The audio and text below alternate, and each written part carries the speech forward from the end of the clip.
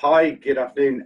It's Mike Meyrick from Meyrick Consulting here. I'm today with a gentleman I know, Gary Collins, who works as a specialist compliance recruiter. Gary and I are both members of an elite group of executive search consultants, and was chatting to Gary earlier about some of the frustrations that we both share in terms of the separate and different industries that we're working in, but some of the frustrations are similar, and just thought it worthwhile sharing this with you today. And I suppose, Gary, just be useful to, it's a bit of an introduction to understand a little bit more about you and your business.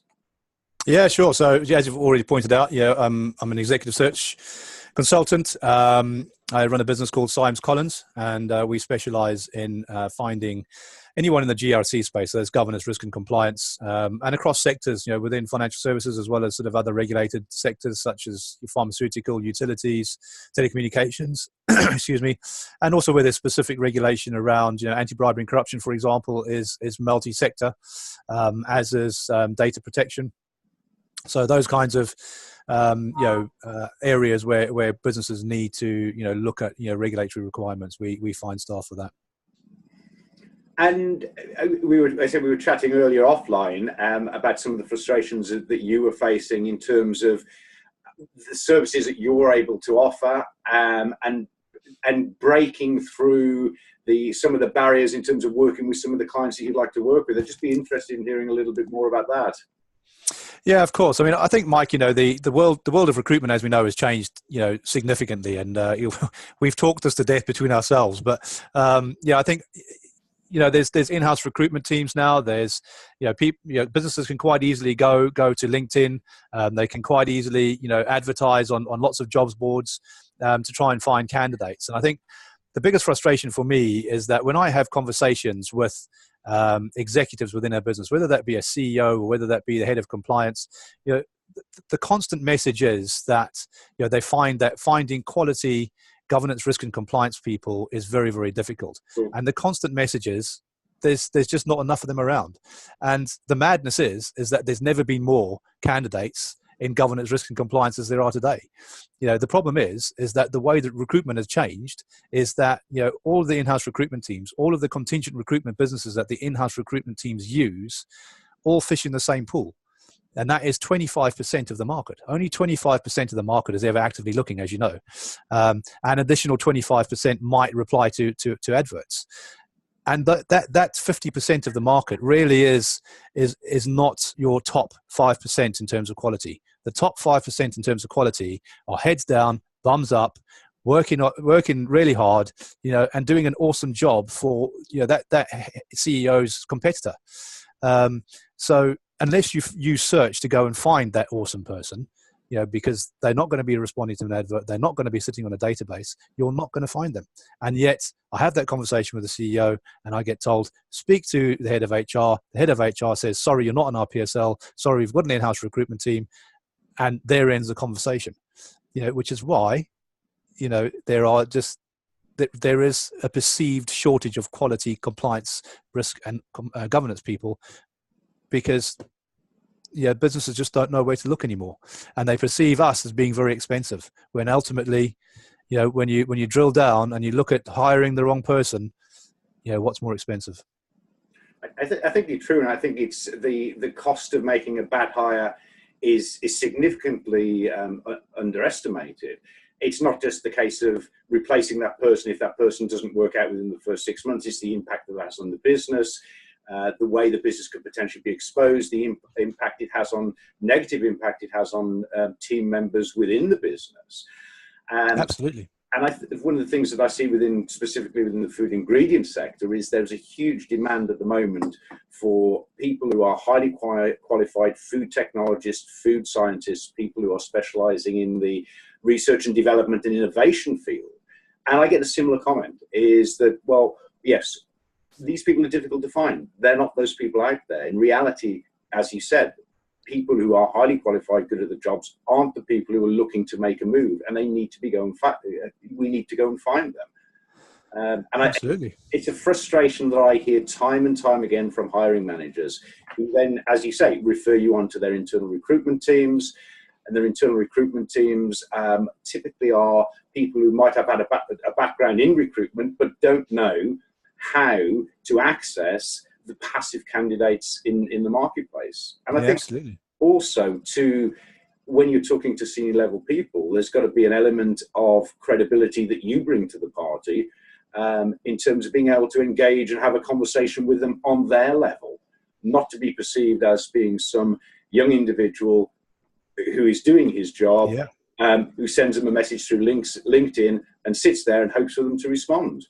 Absolutely. Yeah, I couldn't agree with that point more, and I think that's exactly what you and I bring, and other, specialist search consultants out there. We absolutely bring those relationships that we've been building over decades. So, when I put a short list together or a long list together, and I reach out to those people, I've probably spoken to those people in the last 3 months, because that's what I do day in and day out. I engage with these people. I'm sure you do as well. I do a lot of, executive coaching, so I'm a trusted advisor to a lot of people out there. So when I give them a call, they want to hear what it's about, because they know that what I'm going to discuss with them is going to be, relevant to their career. So they will take the time to have a coffee with me and listen. So absolutely, we can engage with those hard to find people, and yes, to put them in front of those clients. But how many times have you heard this? You get put onto HR and they say, "Oh, sorry, we don't pay retainers." It's like, we only want to pay the same amount of money, but in 6 months' time, when you found us, someone from that same pool that everyone fishes in, so a substandard candidate, rather than paying me a percentage of the fee up front so I can go and find you the impossible to find, engage with them and give you a short list second to none. Yeah. And I think that's mind-blowing. Incredibly short-sighted, but I think in that situation, who really wins? Because if companies are engaging with contingent recruiters, they expect them to go and scour the market. And typically, I think figures stated, typical contingent recruiter only fills between 20 and 30% of the roles that they work on. And knowing numerous people who work in the contingency field, what they will do, they will scour the job boards, they'll send a few messages through LinkedIn, and that's what they will rely on in terms of producing their shortlist. Now, if the candidate for the role isn't responding to messages through LinkedIn, CV isn't registered on the job board, ultimately the clients that you and I'd like to work with aren't getting the best that are in the market. They're getting the second-rate candidates that everybody else is punting around to every other one of their competitors. Spot on. And that, and as you and I both know, that is our constant frustration, isn't it? And I think, ultimately search contingency, the very simple, comparison there is quality over quantity. Very much so. The bottom line is you and I are never working more than a handful of roles at any given time, because the amount of time that it takes us to manage that search, in conjunction with our research teams, it takes time, and it takes attention, and it takes the ability to engage with these people and, sort of manage those relationships. So therefore, I will turn a client away, as I'm sure you will, when I've got too much on, because at the end of the day, I don't want to impede on the quality that I provide for my client base. So, and the clients that I'm actively recruiting for. So the bottom line is, if you are using contingent, yes, you might see a few CVs or loads of CVs, but it's the quality of those, because they're not coming through the channels that we would use. Well, I also think in the contingency recruitment multi-agency model, which I know a lot of organizations use, I think that also dilutes the professionalism of the hiring client, because you will have the same individual approached by maybe 2, 3, 4 different agencies for the same role. Yeah, and absolutely. And in contingency recruitment, it's all about speed. Who gets the candidates first? Who gets the candidate's CV across to the client first is deemed to be the winner. But what are clients missing out on here? Well, absolutely. I've got a really brilliant example on that, because probably about 2 years ago now, when I was sort of doing, I'm now 100% retained search. I don't do anything other than retained search, because I don't think that I'm being fair to my clients when I say, right, I'm retained there, and someone else says, oh, we don't retain, so therefore you can have this on an exclusive basis. Well, that's all well and good, but I was working for a large hedge fund. well, medium-sized hedge fund, and they were looking for a head of compliance. But they also had the in-house recruitment team working on it, and they had another agency that they regarded as someone they had to be involved because they'd used them on other things, everything, et cetera, et cetera. But I was the only specialist compliance recruiter on the thing. So I said, okay, that's fine. We'll go with that. Only to have my fingers burnt, and also the reason that I'm telling you the story is to sort of back up what you've just said.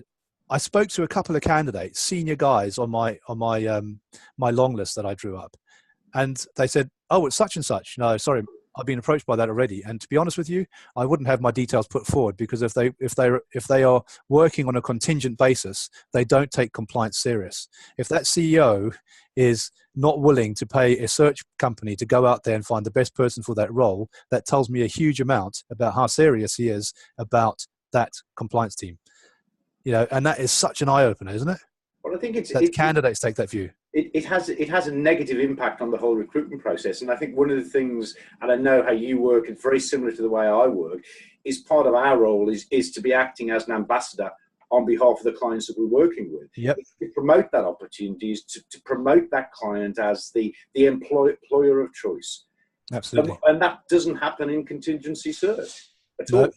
They don't have time to get to know the clients. They don't have time to get to know the roles. They don't have time to get to know the reporting lines in, the reporting lines out. They don't get time to just get to understand the culture of that business. So I mean, part of what we offer is very much that a whole behavioural assessment. We assess the culture by doing behavioural cultural test of that business, and that overlays to all the behavioural testing that's done with the candidates. So in terms of the time that is taken to really understand that business, and as you say, be ultimately an ambassador for that business. There's no way contingent agencies have got the time. And I'm not. At the end of the day, contingent recruitment has a place in the world, but not when you're looking for executives. It just doesn't make sense. And unfortunately, the way recruitment has changed, it's just this. The in-house recruitment model it's a bit broken really in terms of attracting the really good quality to the business. I think it serves its purpose for day-to-day vacancies, but when you are talking of business critical roles, hiring individuals into the business in your situation in a compliance, regulatory and risk environment, where getting that wrong can have a huge detrimental impact on the business. In my situation, in hiring people who are going to innovate and bring new products to market to allow the client to stay one step ahead of their competition, you get those roles wrong, you don't recruit the right people, your business suffers. And whether that's by hefty fines in your situation from the regulators, in my situation, whether that's lack of sales, being first to market with a new innovative product, it's hugely detrimental impact on businesses. Absolutely, and it can just make such a huge difference. It's there are untold number of examples out there of how hiring the right person can absolutely make a huge difference to the bottom line, to protection of a business, to actually as you sort of point out, taking products to market. And any kind of delay or slip up or whatever, the cost is untold. And yet, companies are a bit scared about paying a retainer to a search company that is going to ultimately find them the best in the market for that particular role. It just beggars belief. But I don't really know how we can, other than take someone, bash them on the head, and I don't know. It's I think frustrating. You touched on something there, and I think it's really a differentiating factor between true executive search and contingency. It's not just finding the active candidate and presenting clients with the best of who is out there, who is actively looking for a job. It's providing them with the best that's in the market, and that's the differentiating factor. Some clients, I'm sure you work with, take things very seriously, and they're willing to retain organizations. They're willing to invest the amount of time required at the beginning of a project to allow the likes of you and I to immerse ourselves in the client's business, so we're able to really promote that opportunity, rather than just sending out a two-page job spec to a senior individual and saying, are you interested in a new job? It doesn't work like that. No, absolutely not. It's So I don't know, any ideas on how we tackle it in terms of getting the message across a bit better, or? I think I think part of it is an educational thing. I think it's trying to educate clients into, why go the retained search route? Why pay somebody a fee up front to go and do a job when we can get it, in effect, we can get it on a success only basis? And I think that's talking to people, promoting your business as being the recruiter of choice. Now, one of the things I'd be interested in hearing from you, I know you've got quite a unique guarantee in terms of your sort of candidate guarantee. That's something which I've also adopted in my business. So I hope you don't mind me taking that from you. No, of course, yeah. Just be interested in chatting through that, and really, again, for me, it really demonstrates the confidence you have in your ability to fulfill a role. Yeah, absolutely. I mean, I think, and that goes back to what I mentioned earlier about the sort of behavioural testing and sort of the time we take to really understand a client, and then the time that we always spend understanding our sort of candidates. And as I said, we are career coaches to many of those candidates, so we're advising them on what they should be doing, how they should be doing, what they should be thinking about. What are the next step in their career? Do they stay with the same company and develop within that company? Do they go out and find a new job? So really speaking, we know a lot of the candidates inside out by the time we get to the point of actually introducing them to our clients. Then when we take on a new client, as I said, we use McQuaig behavioral testing. So part of that is creating a profile of the role and a profile of the company. And every company and every role has different nuances and different behaviors that are expected within it. For example, the behaviors for a salesperson are going to be very, very different to the behaviors of an internal auditor. So really speaking, it's about identifying those behaviors in individuals and making sure that when the individual does the behavioral testing and they match that or overlay that to the client's and business profile, what happens then is there are indicators within those two profiles that match them, either as a good match or close match or no match at all.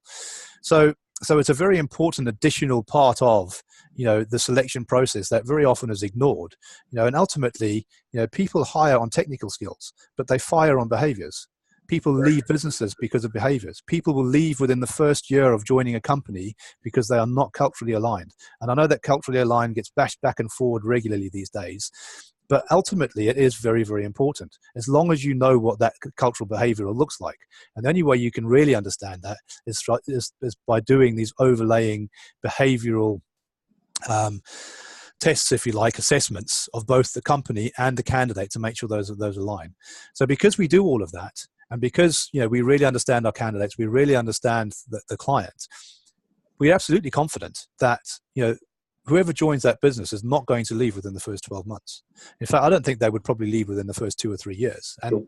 If I went through my past 2 years of placements, every single one is probably there. Past 3 years, everyone is probably still there. And so really speaking, I could actually make it a 24-month replacement guarantee, but then that's getting a bit silly. But we do offer a 12-month replacement guarantee. We guarantee that whoever we put into a job will be there 12 months later. If they're not, we will replace them free of charge. And touch wood, I've not had to do that so far. I don't think I will ever have to do it because of the way that we approach things.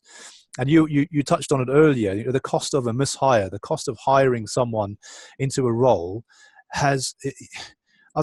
I read something not long ago, Mike, which said that it's something like 10 times the base salary of a candidate is the cost of someone leaving a role within the first year. And you can ignore the upfront costs like the recruiter's fee, like, let's say they leave within 6 months, 6 months of salary, any training, all the additional, sort of time management or senior management time spent on that candidate to get them up to speed in an executive role. But it's all the underlying sort of costs to the business, the team morale that you mentioned, going back to market, having to go through all those processes again, it's the training, et cetera, et cetera. Once you start to add all of those up, the cost of getting that wrong in the first year is not just the recruitment fee that you lose. It's so much more than that. So by going through a proper process, then you're almost ensuring yourself not to have that loss. And effectively, the first 6 months of any hire, someone is not really productive. No. They're just getting into their role. They're getting to know the business. They're getting to know the people within the business. They're getting to know their staff. They're getting to know the people they're reporting into. The next 6 months, they start becoming they start becoming valuable to the business, and then thereafter, most people that have done 12 months will then go on to stay, your standard 3 years at least, and within the senior management executive team, that's more like 5 years. So if you get past that 12-month threshold as an organization, you're pretty much guaranteed that person is going to stay there for the longer term. So that guarantee that we offer, is not only, an insurance policy, but then giving us an upfront retainer, a third of cost of the fee, is paying for all of that added value, all of that added quality in terms of the process. It's not so I can put it in my back pocket. It's so that I can add quality to what I give to my clients. But they don't, for some reason, they go, oh, we don't play retainers. They don't get the message somehow. I don't quite know why. And I think in reality, if, as you say, the costs, if the cost to hiring somebody and getting it wrong is 10 times their salary, and going through the process that you've outlined there, ensuring somebody is not just right for the job, but is right culturally for that business, the initial cost of paying an upfront retainer pales into insignificance, really. Yeah, absolutely. It really does. Absolutely, it completely does. And particularly when you think that, you might have paid a contingent fee only when the person started, but still, you've still got the risk that that person has not gone through a higher quality selection process. So therefore, they may leave within the first year. So the whole fee is potentially at risk, in addition to all the ancillary costs of losing someone in the first year of employment. But also think the reputation of a hiring organization, if within 12 months they have to go back out to market, and when you're working in a very specialist, very narrowly defined field, the message gets out that, such and such joined this organization, they left after 9 months. Obviously, there's something wrong there. Well, why should I, as a candidate, consider joining that organization when the last person was only there for 9 months? Where's the problem? And there's a negative message in itself there as well. Yeah, no, absolutely true. And as I said, a thought there about a role, it wasn't sort of, well, basically I'm helping a client at the moment to find an interim solution too, because they've got themselves up creek without a paddle, basically. And they were looking for a data protection officer, group data protection officer. They went down the route of using their in-house recruitment team. And I had lunch with the head of HR, was it probably about a month ago now. And I was discussing with him about, what we're doing in terms of, our interim network, and how we're developing that. And basically the network is all top vetted, interims that are very specialist in this particular regulatory area. And he said, oh, that's very interesting. And I got a call from him about 2 weeks ago saying, that network you were talking to me about, I don't suppose you've got any data protection officers on there, have you? So I said, yeah, absolutely. And he said, I don't suppose they would be legally qualified, would they? So I said, I can have a look. But anyway, so he came back. He came to me looking for rocking horse poo, effectively. So I said, look, we can have a look, see what we can find for you pretty quickly. And to cut a long story short, the reason that he had come rushing to me is that they'd offered someone a head of compliance, head of group data protection, so a really senior role. And this person had said, I've got a 3-month notice period, went all the way through that notice period and then didn't join. Didn't bother calling them, didn't bother letting them know. They've not heard another word. So, again, if you use, a search business that applies all the quality checks and processes that we do, and I know you do, you're not going to get into that situation. You're not going to suddenly need to go out to the market and find an interim to come and sort your problem out while you go back to the market and find a permanent person. So it's so this is an example of how it can all go wrong when you don't apply some of those quality processes to your selection process. But I think most of it's recruitment. It isn't a predefined sort of science. It's pretty much common sense, and I think one of the things that I'm always cautious of is when somebody has resigned and they've got a 3-month or a 6-month notice period, they are susceptible during that period of time to be counter-offered, particularly if they're any good. And I think one of the things which I know you do is during that period of time, you've got to keep in contact with that individual. Oh, absolutely, yeah. Yeah. You've got to make sure that there's an open-ended dialogue between the candidate and the client through that period, because that's an incredibly sensitive period.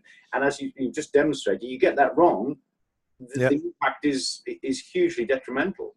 Absolutely. And even before that process, Mike, how many times have we heard about, people getting to the end of a process and, client coming back and saying, well, there's 100K. And they're going, well, what's that about? I'm on 120 already. Why are you offering me 120K? Or, I'm looking for 120K, so it's all about, managing expectations all the way through the process, not just once it's signed and sealed and right to the day that they start, as you've sort of pointed out, but it's, if it's about managing people's expectations all through the process. The reason that person didn't turn up is probably numerous, but they're all issues that could have been managed through the process. The reason they didn't turn up was obviously they weren't happy with the job that they were about to walk into. The money wasn't right. They didn't like someone that they had been interviewed by. That had started to eat away at them, whatever. As a search consultant, where you are working with far fewer roles, your relationship with your candidates is much better. Your managing of their expectations is far better. You are regarded as a career advisor. Those candidates know that you're not going to try and crowbar them into a job because you've got targets that have to be met because you're only filling 1 in every 5 roles that you work on. So therefore, they're happy to sort of say to you, you know what, Mike, I just interviewed by, let's say, the chief risk officer, and he was a bit of an idiot. I don't know that I could work for them. They will have that conversation with you because they trust you to come back and say, well, look, maybe we can have another conversation with them. If you're completely anti, then that's fine. Let's step away, because we as search people are not minded to crowbar people into roles that they're not right for, that they're not comfortable with, because at the end of the day, they're going into a client that your client has paid you up front for to find you the ideal candidate, not one that you're crowbarring into a space. And that's all. It goes back to what you were saying earlier on. That's all about relationship building. It's not just relationship building with your clients. It's relationship building with the candidates and getting to know them to a point where you become their trusted career advisor, that they're open and honest with you to a point where they will have conversations like that with you. And that prevents fallout at a later stage in the recruitment process. Yeah, without a doubt. And it's relationship. And that's what we do. That's, whether it be with the client, whether it be with the candidate, the time that we have to build those relationships is much greater because we're working on much fewer roles. So the bottom line is, we do a better quality role because we have more time to do that. But and I suppose there are going to be some businesses out there that are just going to continue down the same routes, and they're going to continue to get the same results, and they're going to continue to get the same substandard quality of candidates, and they're going to continue to tell us, there's a shortage of quality candidates out there, rather than saying, here's a retainer, go and find me the best candidate in the market. And ultimately, it's going to save me money because I'm not going to end up someone not starting and start the process again. I'm not going to end up with someone, leaving within 6 months because they haven't settled because they're culturally wrong for the business. And ultimately, you pay a retainer up front. Ultimately, you're going to pay the fee regardless, but the quality that you're going to get is so much better. Very true. And the risk is so much less. So, either keep doing the same thing and getting the same results, or give you or I call, I guess. Gary, listen, it's been great to catch up, and I know this is a conversation I'm sure we'll have again. Yeah, absolutely. And I know we've had this before, but listen, I appreciate you taking the time to chat today. No, it's good to catch up. And always is. And I think we've beat the subject to death for now. Maybe we can at another date, but let's catch up soon. We'll find something else to have a chat about, or a whinge about, shall we say. Absolutely. All right. Cheers. Take care, Mike. Cheers. Cheers, mate.